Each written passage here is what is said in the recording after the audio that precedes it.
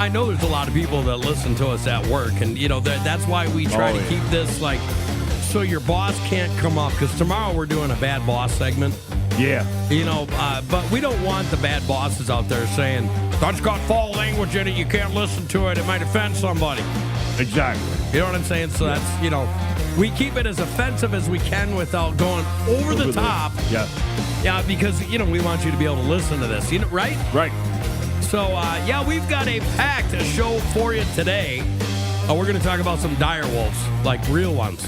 Wow. The ones that went extinct thousands of years ago. Yeah. Right. We're going to talk about a left-wing movie maker that actually stuck up for the conservatives. Nice. We're going to talk about 1 in 50 men. We've got some sports to talk about. I mean, a pretty good thing you got going. And then I want to talk about Bigfoot, kind of. Yeah. Okay, and an aggressive hawk that was attacking people. Is that cool with you? That's cool with me. But first, I mean, my favorite day is Hump Day simply because of our Hump Day Harmonies. Yes. Yeah, is it for you too? Oh, it is me. Yeah, I'm starting to get the hang of this. So, I mean, when we started doing Hump Day Harmonies, it's always been fun. And then we decided to touch the world. Right. And there's nothing like me touching the world. I touch the world every day. But, it's better than touching yourself. That is true. You know what I'm saying? And right. Speaking of touching yourself, what we're kind of talking about in this song is about your dating life. Well, I wouldn't say this is exactly my dating life, but this could be. Okay, the name of the song. This could be something bad that could happen to somebody during a dating life. Well, hang on. The name of this song is Love's a Dumpster Fire. Right. Okay, so now let's talk about your dating life. I'll bring the hose, okay? Okay, right. Because we got to put it out. You know what I'm saying? Right. But this is another one of those that was crazy hard to write. Very hard to write, very hard to sing, too. It is. And some people, they were kind of giving us crap. They're like, well, you guys don't really sing. We have rapped. We have sang. Yeah. We have done storytelling stories, and those are my favorite. Right. Because I think people can listen to them without wanting to puke. I agree. Yeah. You know what I'm saying? Yeah, because if they listen to too much of our singing, they might just do that. But the funniest thing is, besides Springfield Traffic Blues, right, the one that we got the most compliments on was our rap song. Yeah, I know. Isn't that kind of weird? It is kind of weird, especially since that was the first time in my life I ever rapped. Right, and so next week, because of a fan request, we're doing an R&B song. Yeah. That means that song good to you? I guess so. So when we wrote this song, we had, just visualize this, folks. We had a picture of Adam Sandler in our head. Yeah. I had a picture of his face. I'm not sure what Greta had a picture of, but it was a Adam Sandler-ish song, right? Right. So don't judge us too harshly. Yes, exactly. This is Love's a Dumpster Fire. Oh, man. I got the Dayton blues this morning. Swiped right on what I thought was a dream.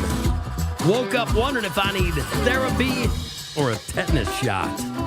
That's right, because I met a girl named Patty. She had legs like a dancer and a voice like Barry White. With just a little bit more answer.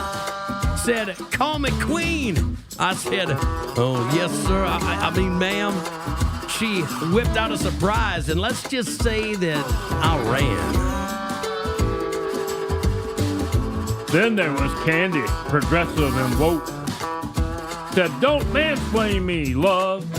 And lit up her vape and spoke. Love is fluid, labels are dead. But I just asked if she wanted bacon or eggs.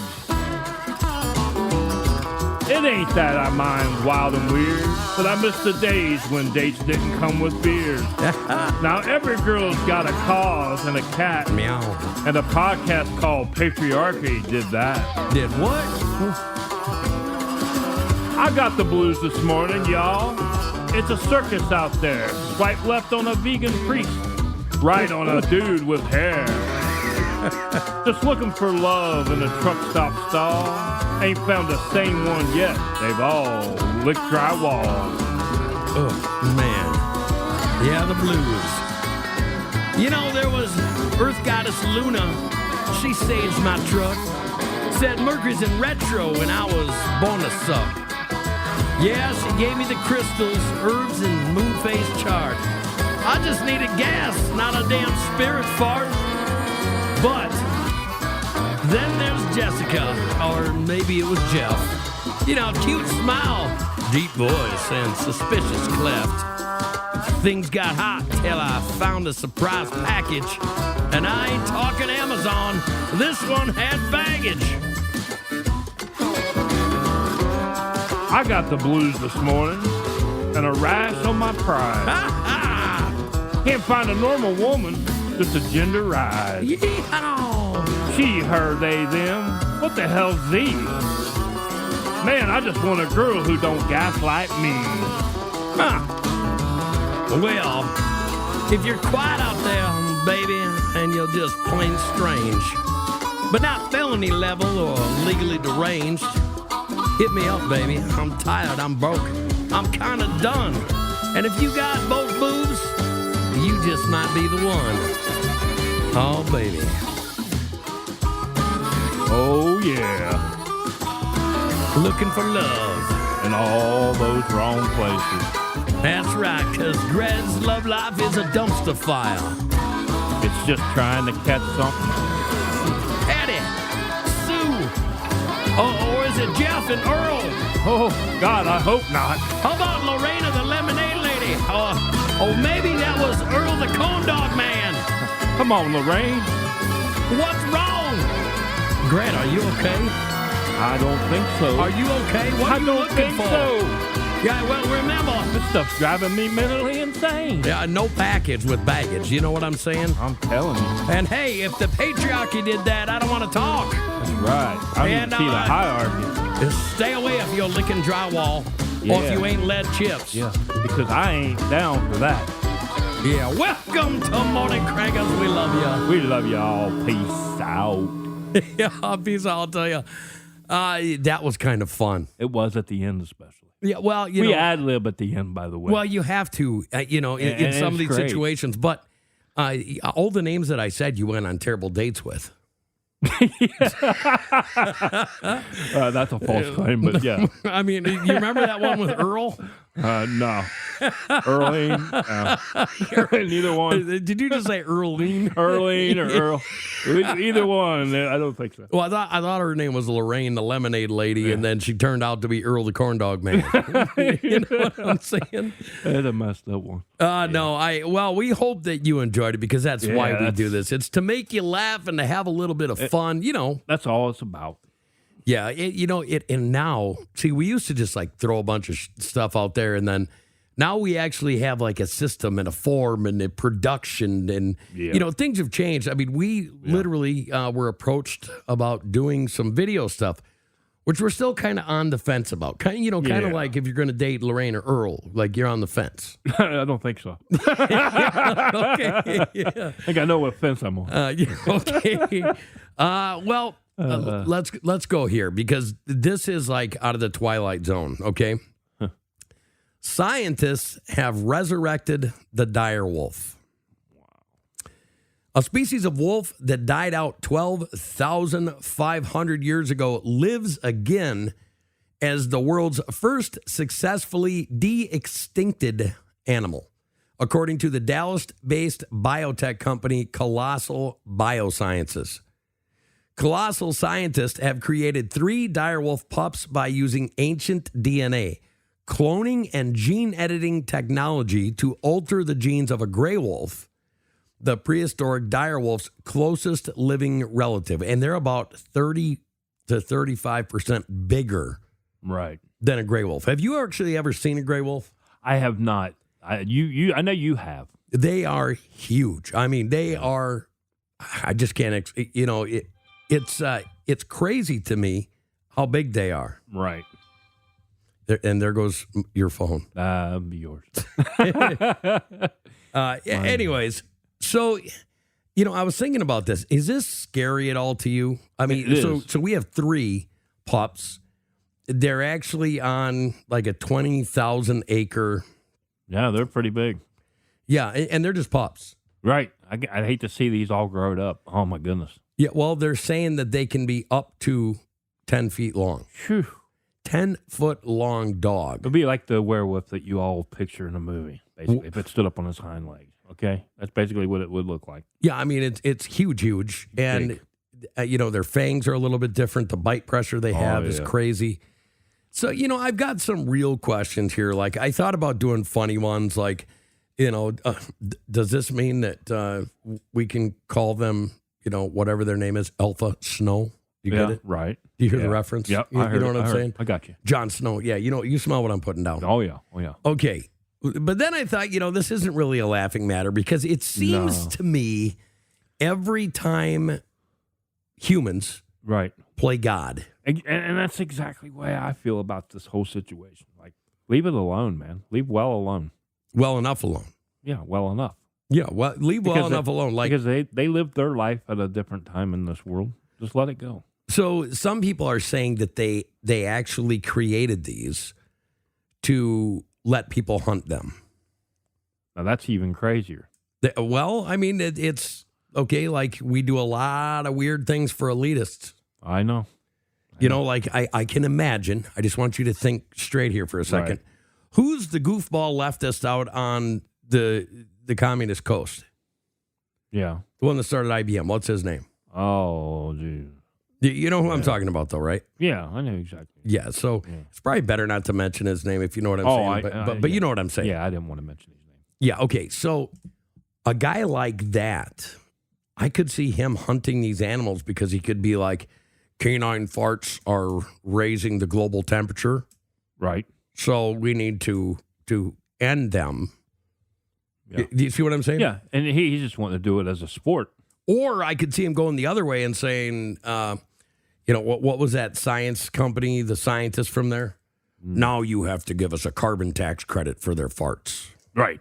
You know what I'm saying? Yeah. I could see that. Yeah, I can too. It's just another way for them to make money. So what do you think the long-term ecological implications of reintroducing an extinct predator? And one of the most successful extinct predators that we know about.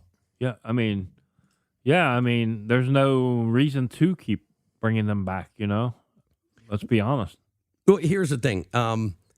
We know they can do it to sheep because they did it to the sheep in the 90s. Yeah, I want to say that was early 90s or late 80s. Yeah, and remember this. I mean, we know that our governments are not, and I'm not talking about just our government. I'm talking about every government. Oh, yeah. Like, if you could clone a warrior, like, okay, imagine having a dire wolf. Yeah.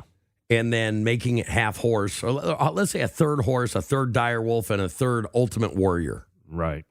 I mean, it's weird because governments like making weapons of war. They do. You know what I mean? So imagine you showing up on the battlefield. Right. And you got a dire wolf. Wow. I mean, it'd be interesting. It's just, I don't know, man. This is a complicated topic because I'm not for cloning, but that's just. Well, I'm the same way. And I don't think that if something's not meant to be here no more, it's not meant to be here. Well, and did they ever answer the question of why they went extinct to begin with? Yeah. You know what I'm saying? Exactly. Like, what kind of habitat and what kind of care would be required to ensure the well-being of an ancient species today? Because right now, they're in the process of making a woolly mammoth / elephant, like a 50-50. I know, I heard that. Okay, so elephants have went way down in population just because they don't have the habitat to support them anymore. Right. So where are they going to put those? I mean, are zoos, I guess. It'd have to be zoos because where else? I mean, I heard this brainiac leftist the other day. Right.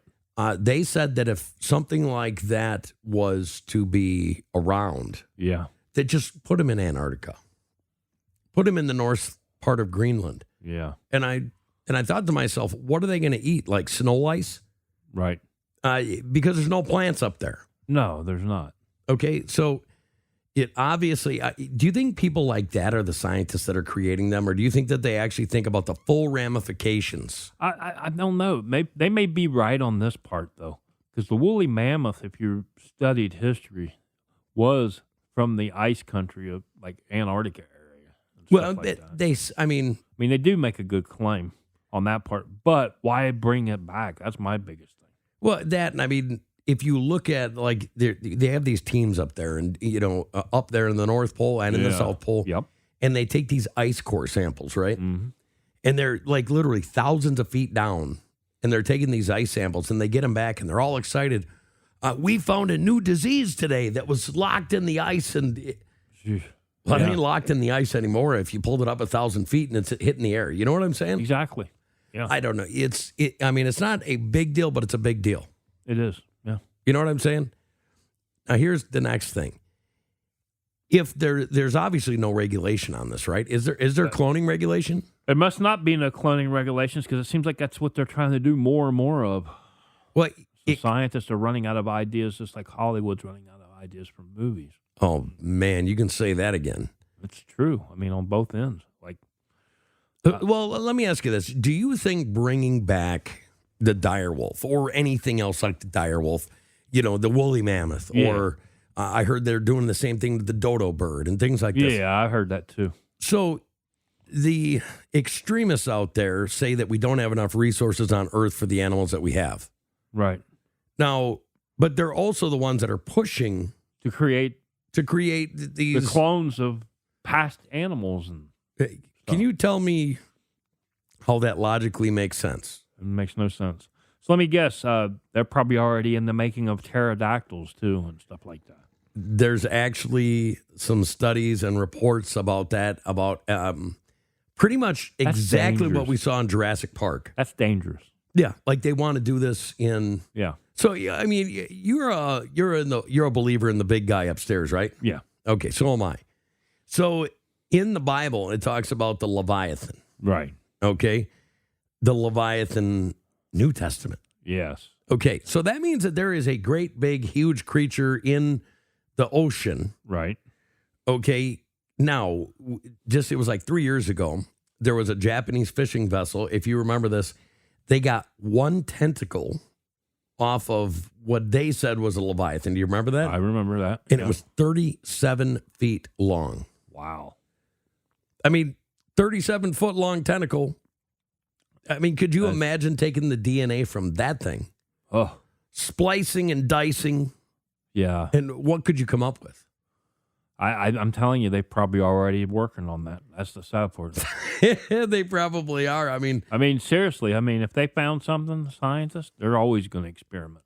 I mean, they do, and sometimes I think you should leave. What did you call it earlier? Good enough alone. Good enough alone.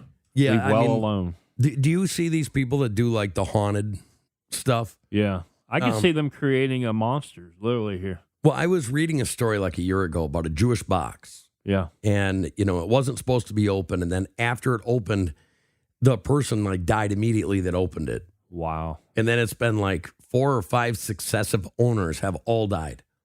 Yeah, that's leave well enough alone. We don't know about that stuff. I'm not going to lie. It kind of scares the crap out of me. I would leave it alone. It's not going to do you any good not being here no more. Well, hey, it is what it is. Right. It is. Anyways, so you know what? We'll move on from the dire wolf. But folks, it's a big thing that we actually see it. I know. Cloning was a big thing. It is. And I think it started in the late 80s. Well, and damn well they've cloned people. Well, I know that and I know doggone well there's people can call me. Don't go off the cliff here. Don't go off the cliff. I'm a conspiracy nose. Okay. So. You know what I'm saying? Yeah, just be careful. Might want that whip. Oh, man, that hurt. Yeah, see? See? Well, maybe there's some hope for Hollywood. I doubt it. Yeah. Okay, we'll see. But you want to hear something? This is going to put a smile on your face. Yeah. And pucker. Wow. Okay. Now, you know who Oliver Stone is, right? Yes. Okay. Is there any bigger left-wing movie director than Oliver Stone? No. He's about as leftist as you can get. Okay, you are going to tip over. Are you ready for this? I'm ready to hear this. Let's go. Are you ready for this? I'm ready. Oliver Stone, I hate what they did with Russiagate. I really do. So that right there doesn't really mean anything, right? Yeah. You could take that a million ways. Right. Listen to this. Left-wing movie director Oliver Stone slammed Democrats for weaponizing federal law enforcement and lying in their attempts to charge the president with Russian collusion during the 2016 election. Stone, meanwhile, applauded President Donald Trump for taking steps to find out what really happened, adding that he is absolutely right that the federal government has been weaponized to attack political opponents. He is correct. Are you okay? I just can't believe it, but yeah. They got, okay, so I'm not going to play it, but they actually have a video of him talking about this. Wow. So they're talking about the files from Crossfire Hurricane, which we all know. I mean, everybody in the know already knows. Oh, yeah. That they know that it was all BS. Yep. Everybody, literally. Yep. The Mueller report was BS. They kept pushing. I mean, all of these different agencies, and now we've watched it another. And where they messed up and they couldn't cover their tracks is because they just kept manipulating the so-called truth. Facts. And it wasn't nothing but false accusation. You know which one gets me? I mean, Oliver Stone is exactly right here. He is. Okay, but you know what gets me more than that? What's that? You remember the Hunter Biden laptop? Yeah. Where they had 52, generals and, all these important CIA people and John Brennan and the rest of those commies. Yeah. Remember they came out and said, it's not true. It's Russian disinformation. We have it from the highest source. You remember that? Yeah, I remember. And what happened, brother? What happened? And we just found out that the FBI lied. Yeah, they had it the whole time. Yeah. Okay. Imagine that. And, I know people like, forgetting about it because we're on to a new administration, but the same thing happened with a certain diary from a certain niece of a certain man. Yeah. I'm not saying. We're just saying. Yes. Yeah. Thank you.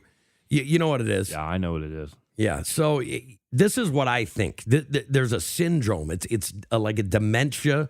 Yep. Like we could call it DJ. Yeah. Okay. Dementia Joe. Yeah. Okay. But this is the thing. Now, this is an article from the New York Post. How fast a runner are you? I think I'm pretty fast for my age. Okay, like let's say you're in your prime. If I was in my prime. In your prime, how fast were you? I don't know.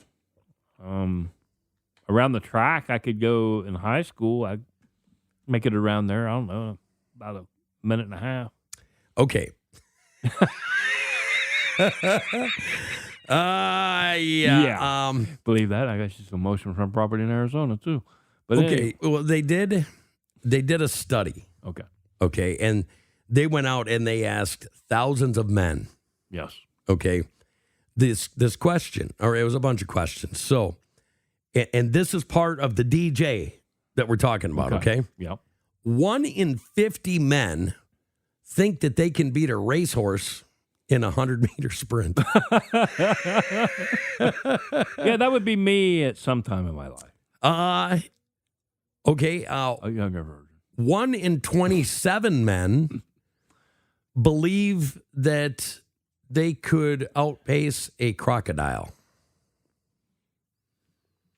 20% of all men, that's 1 in 5. Yeah, it depends as long as I'm not stuck in the water. Have you seen how fast a crocodile can run? I'm not. It's like 37 miles an hour. No kidding. Yeah.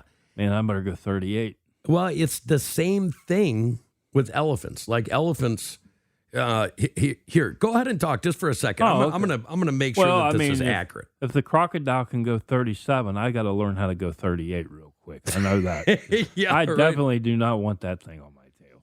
Well, what would be the slowest animal? Oh, the slowest animal? Yeah. Probably a dog.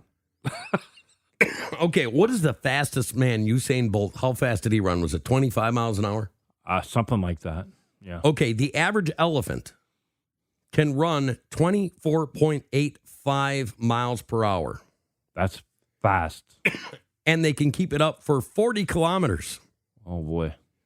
So, that tree better be pretty high. 1 in 5 men think that they can outrun an elephant. As long as I ain't got a tree in my way. Yeah, I mean, I need to jump up and. Yeah. The sad part is the DJ problem. Yeah. women were much more likely to admit that they'd lose in a race to a non-human creature than men. Does that mean that they're telling the truth more? I guess so in this case. Okay, so the fastest man in the world, Usain Bolt, his fastest speed ever recorded was 27.78 miles per hour. Wow. You know? Yeah. How fast was your fastest? Oh, I was like 27.6 miles. You know, it's... Yeah. No, yeah. I mean, everybody right now, they're like... I was like high-speed internet, right? You know. Yeah, I the dial-up. Like the old internet, yeah. Yeah. No, it was what it was. And finally today, it's Hump Day. So we always try to keep the Hump Day just a little bit shorter. Oh, yeah. You know, so they can rewind and listen to, the wonderful melodies. Yeah. You know what I mean? Well, we won't call it wonderful, but we'll call it a good melody for y'all. Well, I mean, it's okay. I'm not a big proponent of my singing, but, it's there. Well, it's not about the singing. It's about the words. I know, but you know how I am. It's about the emotion created. Yeah. You know what I'm saying? Like, could you make a love song? I could if I had a chance. Folks, if you would like for Gred to write a love song and then have him sing his love song on air, please email us at morningcrankers@gmail.com. That's morningcrankers@gmail.com. Or I think you can leave us a message over on morningcrankers.com. Yeah. You know what I'm saying? Anyways, one more story that I thought was kind of cool. And then, well, we didn't do sports yet. Go ahead and do your sports show. I wanted to talk about, we didn't have time to talk about it on the last two shows we did, and I wanted to congratulate Alex Ovechkin of the Washington Capitals on setting the new NHL record for goals. He beat Wayne Gretzky's old record of 894. So that's pretty awesome. But he got 895 the other day. Congratulations! I watched it. I watched both of them when they both made the record. So. Congratulations. I mean, that's saying something. You know, hockey is like some of these other sports, they're different sports. Oh, yeah. Hockey's kind of a throwback. I mean, there hasn't been there has been some changes. Right. But not a lot of changes. Not a lot of wholesale changes. That's what I like about the game. That's right. So that means Ovechkin is still, doing this so like time out, Gretzky was. So NFL, take a little learning lesson from the NHL. Don't change the game too much. No, they've changed it so much. I know, it's crazy. You know what I mean? Like, the kids today, when you talk about Jerry Rice. Right. And they're like, Jerry Rice was good. But I'm like, there is he no lived but. In the headhunting days. Yeah. You know what I'm saying? Like, I mean, and then when we had Sweetness, Walter Payton at running back, I mean, no guy ran like that. Well, he was a bear. But, he might have been a bear, but you know what? He was hard to tackle, and you know that. He was. And he it's just was like shifty. Barry Sanders. Yeah, Barry Sanders. I mean, another one. And, I mean, think about it. Now they'll get it like a running back. If you target their head, they go down. And they used to teach them, target their head. And I know it's going to be hard for me to swallow my pride on this one. And Emmitt Smith. Who? I know, I didn't want to say it, but I did say a cowboy name. Yeah, it is what it is. But it is. He's about the only one I ever respected that was a cowboy. Right. Well, Mr. Ovechkin. Thank you. Congratulations. On 895. And, Gretzky was great. Yeah, he was. And the way I understand it, Ovechkin said he's going to play a couple more years, and he's going for 1,000. Wow. And I think this man can get it. I really he do. might. He's already 40, isn't he? He's 41, I believe. How many teeth does he have? Not very many left. Yeah. Okay. He's got more of his teeth left than most of the players. That's just joking. But. Well, he seems like a pretty nice guy, a good family guy too. We should mention this. Congratulations, Obi. What do you think about Florida beating Houston? Yeah, I called it on. I called it the other day on the Monday morning show. You did. You originally took Houston over Florida, and then you changed it to Florida over Houston. I did. I changed my mind because of the way Florida's been playing. Oh, so you're a weather watcher. I am. Weather watcher flip-flopper. Yeah. I got to watch for the hurricanes, and you got to watch for the change in the weather. So. Yeah. Well, I know that. I mean, I remember when So, folks, if you don't know, Gred is a huge Cincinnati Reds fan. Yeah. He's been a Reds fan since way before I knew you. Diapers. And then he went away because the owner's son demeaned the... He demeaned the fan base. Right. And you left for 2 years. I did. I left for a year and a half. I'm going to be honest. It was 2 years. It was a struggle. And he came back, and now he's a Reds fan again. Yeah. And I've been a Reds fan since last year, basically. Okay, but it's kind of the same thing. It's the same thing over and over. Yeah, I mean, flip-flopper. Well, not that part, but, I just... Yeah. No, it is what it is. Right. And then did you have another story? I did. Matter of fact, it's about an ex-Major League pitcher who used to pitch for the St. Louis Cardinals and 13 other... yeah, we might want to put a little somber music on this one, Hans. I didn't tell you that. Somber? Yeah. Uh-oh, what's going on? Yeah, ex-Major League Baseball players Octavio Dutel and Tony Blanco die in nightclub tragedy. Oh, man. Were they at that? I heard about that. Was that in the Dominican Republic? Yep, I did hear about that. That sucks. It does. 70 people have already been pronounced dead. And then Nelsie Cruz, who is the northwestern province of the Dominican Republic. She is the sister of the remember Nelson Cruz? Yes, I do. From the Rangers? Yes, sir. Yes. And I think he played for a couple other teams, but I remember him with the Rangers. But his sister, Nelsie, I guess, was the governor of this province. And she died during the thing, too. So man. Our condolences go out to each and every one of these families and the other ones that died during this massacre. And that's a massacre. Yeah, that really, really sucks. You know what? I think I'm just looking here.